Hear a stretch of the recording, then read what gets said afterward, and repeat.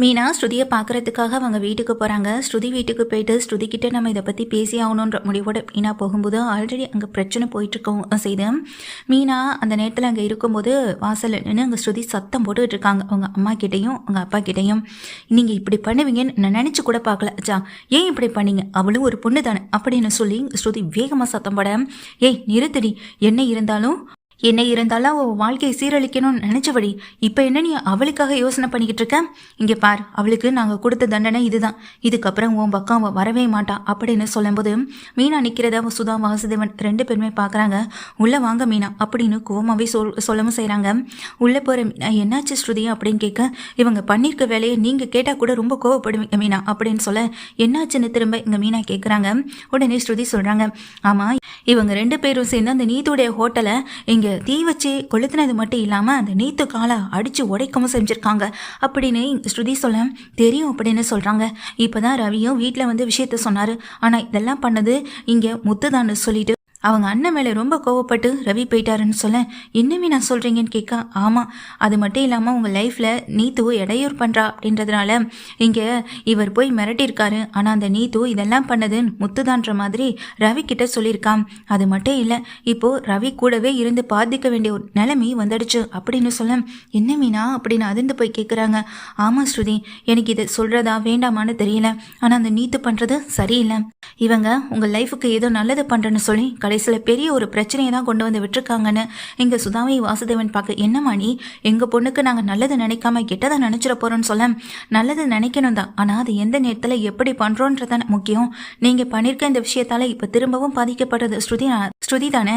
இப்போது அந்த நீத்துக்கு ஏதோ சர்ஜரி பண்ணணுமா காலில், அதுக்கு சைன் பண்ணுறதுக்காக இங்கே ரவி தான் கூட போயிருக்காரு. நிச்சயமாக ரவியை அவள் கூடவே வச்சுக்கணும்னு தான் நினைக்கவும் போகிறான்னு சொன்னதுமே ஸ்ருதியுடைய முகம் மாறுது. உடனே மீனா சொல்கிறாங்க இங்கே ஸ்ருதி கிட்ட, இங்கே பாருங்க ஸ்ருதி, நீங்கள் இதை நினச்சி கவலை எல்லாம் பட வேண்டாம்னு சொல்ல, இவங்க பண்ண தப்புக்கு நான் வேறு என்ன தான் பண்ண முடியும்? என் லைஃப்பில் நீங்கள் இந்த மாதிரியான ஒரு விஷயத்த பண்ணியிருக்கீங்க, ரொம்ப பெரிய தப்பு பண்ணிட்டீங்க, 2 பேருமே தப்பு பண்ணிட்டீங்க. அங்கே தான் என்னால் நிம்மதி இருக்க முடியலன்னு சொல்லி இங்கே வந்து இருந்தால் உங்களாலையும் என் நிம்மதி போயிடுச்சு. இனிமேல் இந்த வீட்டில் ஒரு நிமிஷம் கூட இருக்க மாட்டேன்னு சொல்லிட்டு ஸ்ருதி கிளம்புறாங்க. ஸ்ருதி கொஞ்சம் நெல்லடினா அம்மா கூப்பிடுறாங்க. போதும் மம்மி, இதுக்கப்புறம் நீயும் இங்கே அச்சாவும் என்கிட்ட ஒரு வார்த்தை கூட பேசாதீங்க, என் லைஃப்பில் நல்லது பண்ணுறேன்னு சொல்லி இப்போ கொஞ்சம் நெஞ்சம் என் ரவியையும் ஒட்டுமொத்தமாக என் மேலே கோவப்படுற அளவுக்கு கொண்டு வந்து நிறுத்திட்டீங்கல்ல அப்படின்னு சொல்லிட்டு இங்கே ஸ்ருதி கிளம்புறாங்க. கூடவே மீனாவும் கிளம்புறாங்க. இப்போ எங்கே ஸ்ருதி போகிறீங்கன்னு சொல்ல, அந்த நீத்துவை மீட் பண்ணுறதுக்காக தான் சொல்லும்போது, இவங்க பண்ண தப்புக்கு நானாவது மன்னிப்பு கேட்டு தானே ஆகணும் மீனா அப்படின்னு சொல்ல, சரி நானும் உங்கள் கூட வரேன்னு மீனாவும் ஸ்ருதியும் அங்கேருந்து கிளம்புறாங்க.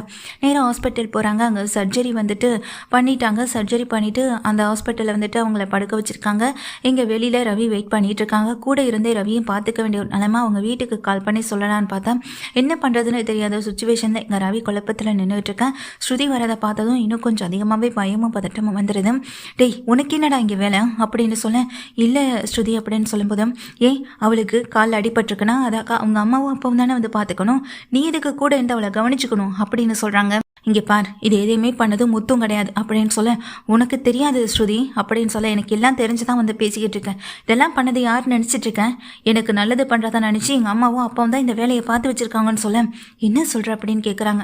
ஆமாம், அவங்க பண்ண தப்புக்கு நானாவது நீட்டுக்கிட்ட மன்னிப்பு கேட்கணும்ல, அவள் தான் என்கிட்ட மன்னிப்பு கேட்க மாட்டேன்னு விடாப்படி என்னன்னா, ஆனால் நான் ஒன்று அவ்வளோ மாதிரி கேவலமானவெல்லாம் கிடையாது, அவகிட்ட மன்னிப்பு கேட்குறதுக்காக தான் நான் வந்திருக்கேன்னு சொல்லிட்டு தள்ளு அப்படின்னு பிடிச்சி தள்ளி விட்டு உள்ளே போகிறாங்க. நீத்து படுத்திருக்காங்க. வெளியே மீனாவும் நிற்கிறாங்க. கொஞ்சம் வெயிட் பண்ணுங்க அப்படின்னு சொல்லிட்டு இங்கே ரவியை வெளியே வெயிட் பண்ண வச்சிட்ருக்காங்க. உள்ளே போன ஸ்ருதி நீத்துவை பார்த்துட்டு இப்போ எப்படி இருக்குன்னு சொல்லி கேட்க, ஓகே ஸ்ருதி பரவாயில்ல, கூடவே இந்த ரவி கவனிச்சுக்கிறார்ல, அதனால் எனக்கு எந்த பெயினும் தெரியலை அப்படின்னு ஸ்ருதியை வெறுப்பேற்றுற விதமாகவே சொல்ல, பரவாயில்ல, ஆனால் உன்னை மாதிரி நிலைமைக்கு ஆளாக்குனது எங்கள் அம்மாவும் அப்பாவும் தான், அதுக்காக தான் நான் உங்ககிட்ட சாரி கேட்டுட்டு போகலான்னு வந்தேன் அப்படின்னு சொல்ல, அப்போ முத்து கிடையாதா அப்படின்னு கேட்குறாங்க. அவர் இந்த மாதிரியான விஷயங்களெல்லாம் என்றைக்குமே ஈடுபட மாட்டார்.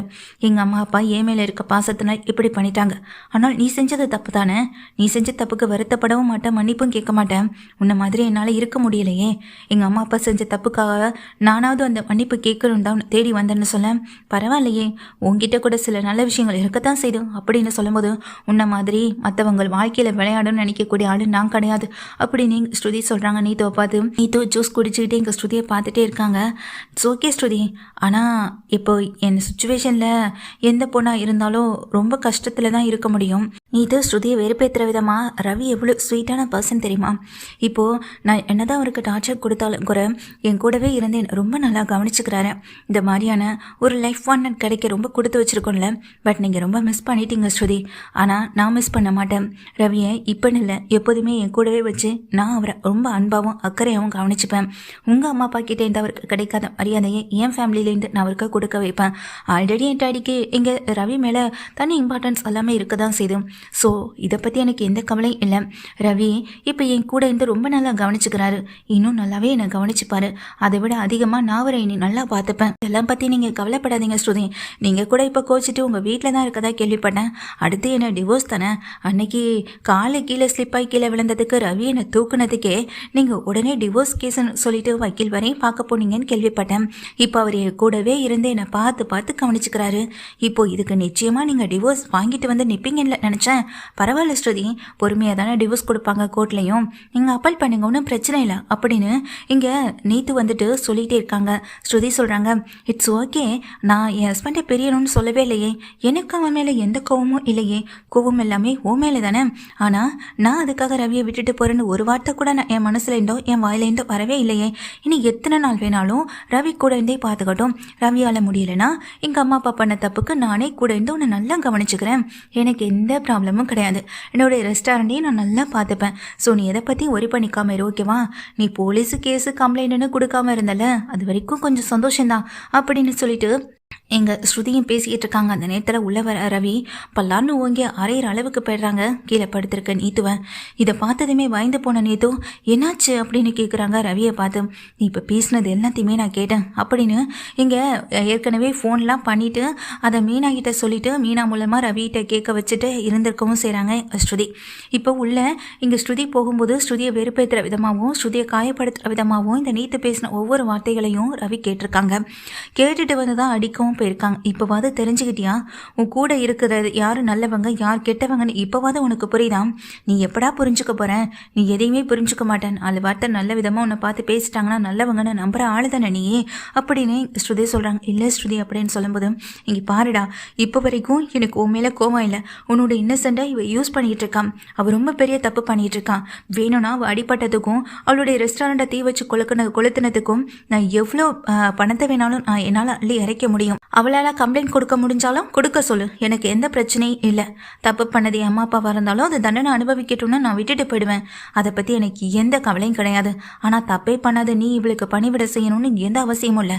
கூட ஒரு நர்ஸ் அப்பாயின்மெண்ட் பண்ணி இவளால் பார்த்துக்க முடியாதா என்ன அப்படின்னு சொல்ல, இதை நீ என்ன ஸ்ருதி சொல்கிறது? நானே சொல்கிறேன். இங்கே பாருங்க நீத்து, எனக்குன்னு ஒரு சின்ன மனசாட்சி இருந்தது. இந்த தப்பெல்லாம் பண்ணது என் அண்ணன் முத்துன்னு நினச்சிதான் நான் ரொம்ப கோவத்தில் இருந்தேன். சரி, வேறு வழி இல்லாமல் தான் உங்கள் கூட இருந்து உங்களை கவனிச்சுக்கலான்னு வந்தேன். ஆனால் இதை தாண்டி எனக்குள்ளே வேற எந்த எண்ணமும் இல்லை. நீங்கள் நினைக்கிறது இப்போ இல்லை, இனி என்றைக்குமே நடக்காது. தப்பான எண்ணத்தோட பழகிக்கிட்டு இருக்க உங்க கூட நீ ஒரு நிமிஷம் கூட நான் பேச தயாரா இல்லை. வா ஸ்ருதி கிளம்பலாம் அப்படின்னு இங்கே ரவி ஸ்ருதியை கையை பிடிச்சு கூட்டிகிட்டு போகிறதுக்கு முன்னாடியே நீத்தோ பார்த்து சொல்கிறாங்க, லைஃப்பில் எனக்கு லைஃப் லாங் வரப்போகிற ஒரே ஆளுனா என் ஸ்ருதி மட்டும்தான். ஸ்ருதியை தவிர வேறு எந்த பொண்ணையும் மனசார நினச்சி கூட பார்க்க மாட்டேன். உங்கள் மனசில் தப்பான எண்ணம் இருந்தால் அதை இன்னையோட விட்டுருங்க. இல்லை, நான் இப்படி தான் இருப்பேன். நீ லவ் பண்ணலனாலும் நான் லவ் பண்ணிகிட்டே இருப்பேனா? இதனால் வாழ்க்கையை தொலைச்சி நிற்க போகிறது நீங்கள் மட்டும்தான் நீத்தோ, நான் கிடையாது. நானும் ஸ்ருதியும் சந்தோஷமாகவே இருப்போம். அதை நீங்கள் பாருங்கள் அப்படின்னு சொல்லிட்டு இங்கே ஸ்ருதியை கூட்டிக்கிட்டு ரவியை இங்கேருந்து கிளம்பி போகவும் செய்கிறாங்க. மீனாவும், இங்கே பார், இன்னொருத்தவங்க லைஃப்பில் விளையாடணும்னு நினைக்கிறது உனக்கு அசிங்கமாக தெரியலை. கடவுளை பார்த்து தான் உனக்கு இந்த தண்டனையை கொடுத்துருக்காருன்னு சொல்லி மீனாவும் கண்ட மெனிக்கி திட்டிட்டு போகிறாங்க. இங்கே நீத்து அசிங்கப்பட்டு அவமானப்பட்டு படுத்திருக்கவும் செய்கிறாங்க.